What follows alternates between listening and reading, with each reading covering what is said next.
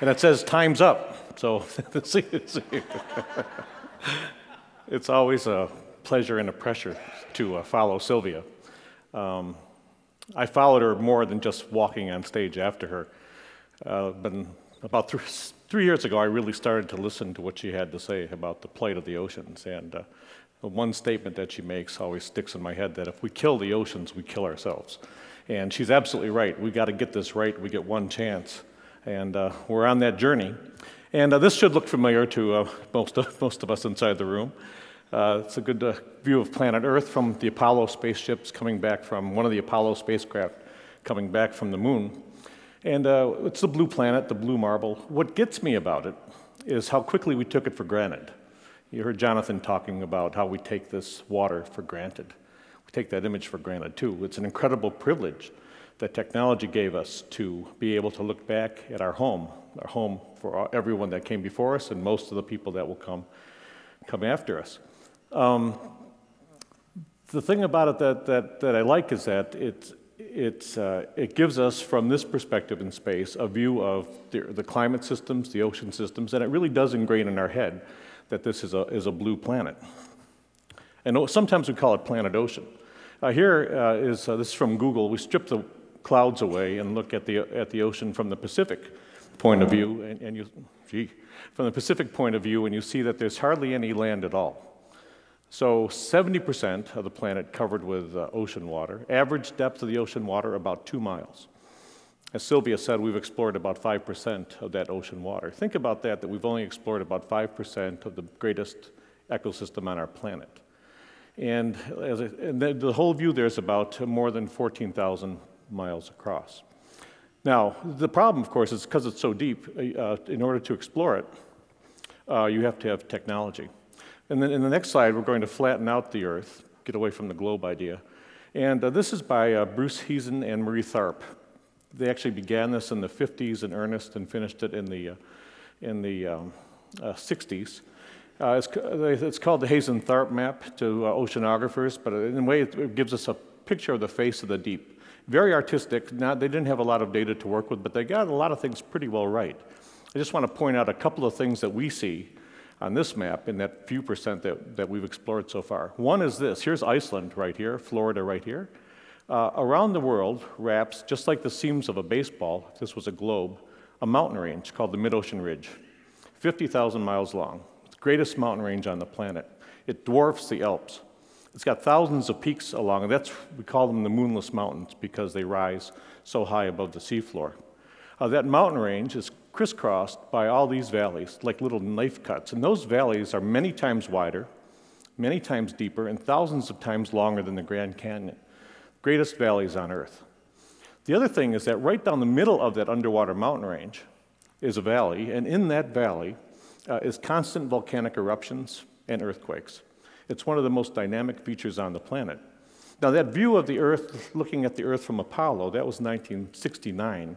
It wasn't until the mid-70s that we started to explore this, the greatest feature on the face of the Earth, the Mid-Ocean Ridge.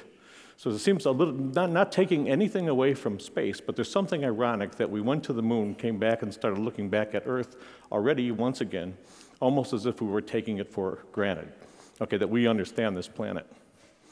We do need technology to explore the sea, and at Woods Hole we have 3 big ships.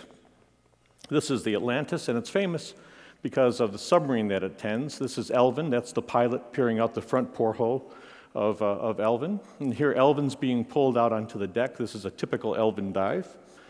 And right now, in fact, Elvin should be just coming up somewhere in the Pacific Ocean, exploring that underwater mountain range. 3 people in that submarine. At this point, wondering should they have gone to the bathroom one more time, because it's about a 10-hour day in that submarine. Over the back you go, lots of excitement, even though it doesn't have all the splash of the space shuttle. It's a fascinating experience, and once you get to this point, into the water, you start to leave the sounds and the light of the surface away, and you start to hear the sounds of the pinging sonar down to the bottom and back up. You're starting to enter that wonderful world of sound. The divers check out the sub, off you go, and it's about a 2.5-hour ride to the maximum depth, which is about 3 miles. In Elvin.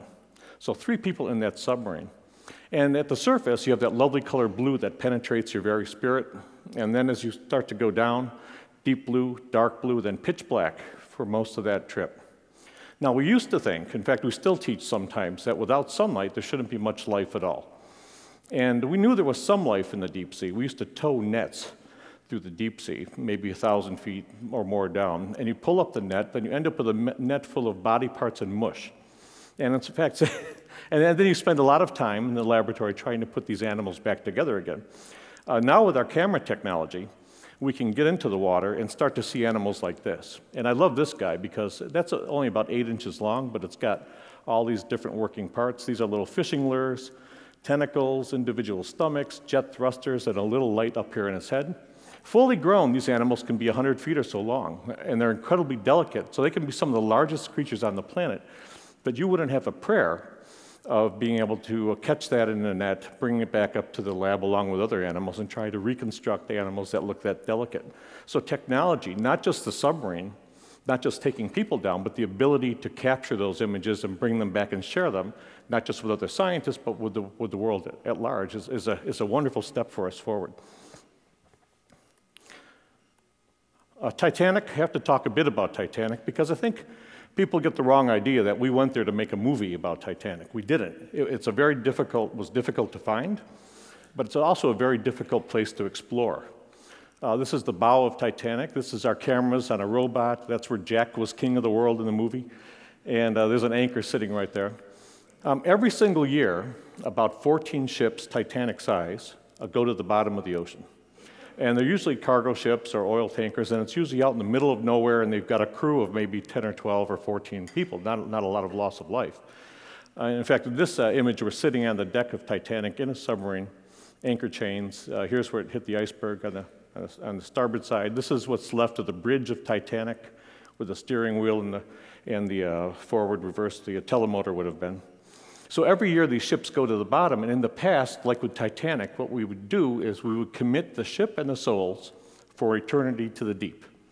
And in the past, that was okay, it was satisfying. Today, usually families want to know more about what happened to their loved ones. People that built the vessels want to know what happened to the vessel itself so they could change their building maybe. So it's a matter of safety. And certainly insurance companies want to know exactly what happened.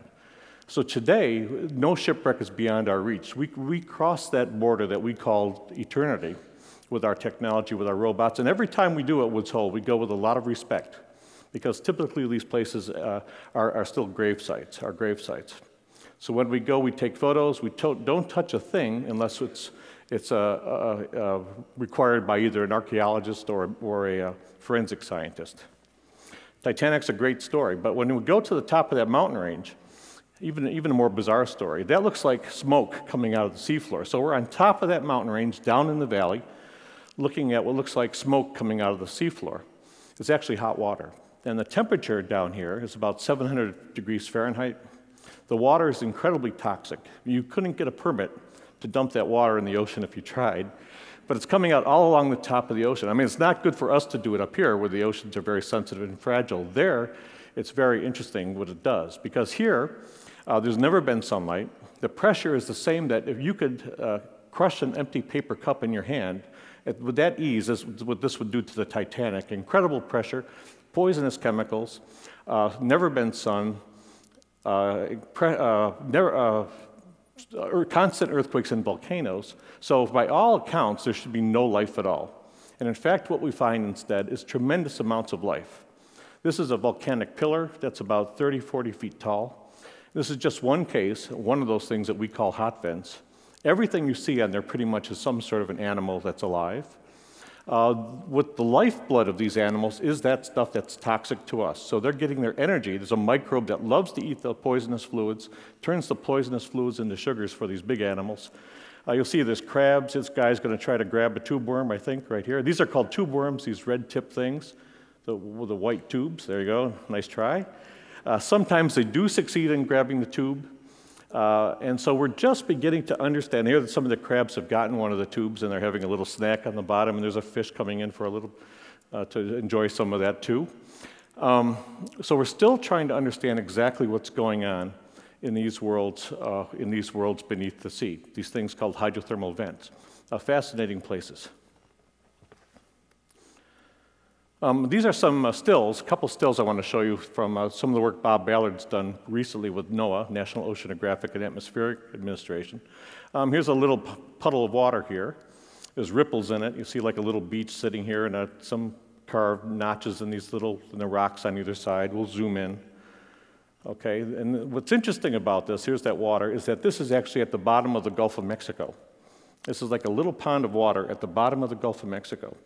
So, and we find ponds, we find lakes that are a mile across, 10 miles across, so you're in the ocean from where you're looking. This is all water, beneath the water, and yet here's another body of water. And the first time we discovered these things, it was very uncanny. I mean, when you're exploring, we're really doing exploration, you don't know what you're going to find. You have to be ready for anything. And this is one of the most bizarre things we ever did find. So we not only find underwater mountains and underwater valleys, we also find underwater lakes, we find underwater waterfalls. In fact, off the west coast of Iceland, there's a waterfall under the sea that's about 5 times higher than Angel Falls in Venezuela. Okay, a waterfall beneath the sea. It's not just the deep water where we're learning things. Yogi Berra said you can observe a lot just by watching, and he was absolutely right. And this is my dear colleague Roger Hanlon. He works at the Marine Biological Lab in Woods Hole. He studies cephalopods. Octopuses are a cephalopod. And in this case, what he's doing is watching this guy, which is a fairly dark-skinned octopus, trying to hide from Roger against this background of fairly white, gnarly coral. And watch what happens. Wraps his arms up, changes his color and texture, and disappears into the background. Just amazing.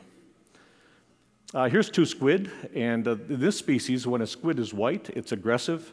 So we have this guy in the bottom as being aggressive, but in the next scene, you're going to see a female on the right, a male on the left, and he splits his body color because he can, so that the female only always sees Mr. Nice Guy. And see, he did it again. So she moved to the left. She moved over here to the left, and everyone on the outside, all the other males, see this guy that's very aggressive. We'll do that one more time. So see, he's brown on the right side, but watch when she moves over, he says, uh-oh, slides to the back, quick change, comes back up, and he's brown on the inside again. Switch colors around. I'm told that's called being two-faced, and it's not just squid that do that kind of thing. Next comes a giant Australian cuttlefish. And this is a very big animal, but watch what he's going to try to hide in that background. Watch what it does with its tentacles up here as Roger studies him. There he goes. He changed colors, changed textures a little bit. Oh, look at his tentacles, how he can crinkle them up. Just absolutely fascinating animal behavior. And this, again, is happening in shallow water. We're just getting the luxury of doing this kind of thing in deep water, too, with our submarines. They have a good reason to do it. Usually when animals have camouflage, it's to avoid predators like a barracuda sitting here. In this next scene, you'll see Roger. It took him a long time to get this image, but there's going to be a very large, white, smooth-skinned octopus hiding inside here. You see some algae in the foreground. Here comes Roger creeping up. There you go. That's his eye looking at Roger, and off he goes. Throws up a cloud of ink, Roger in hot pursuit. And I mean, Roger's research absolutely fascinating. So when he catches up to the octopus makes himself very big, trying to bluff. But we're going to go backwards now, and watch this octopus again. He not only can change the color of his skin, but also can change the textures. They have little muscles in their skin, because this guy has got to turn into that stuff on the left. And it does it incredibly quickly. Isn't that amazing? So, okay, I've got a few minutes left for the so what. The thing about the planet, we don't just study the deep ocean or ocean life. Sometimes we also study climate change because it's very important to us on the planet. Sylvia alluded to that. Until we understand the oceans, we're not going to get a good grip on how the climate changes, because the oceans do drive climate change. And in that regard, the one thing they drive most is rainfall patterns. Even when you see a weather map, when there's no clouds on that map, there's still water vapor up there in the atmosphere. And this is from 1995, and you can see that this is all water vapor swirling around. The equator's here, Florida's here, and you'll see the hurricanes coming across up the East Coast. Not very pleasant, but basically what's happening here is the Earth is moving around heat, okay? And again, you got to keep in mind that not only have we not explored, if we haven't explored the ocean, we're that much further from understanding how it impacts us.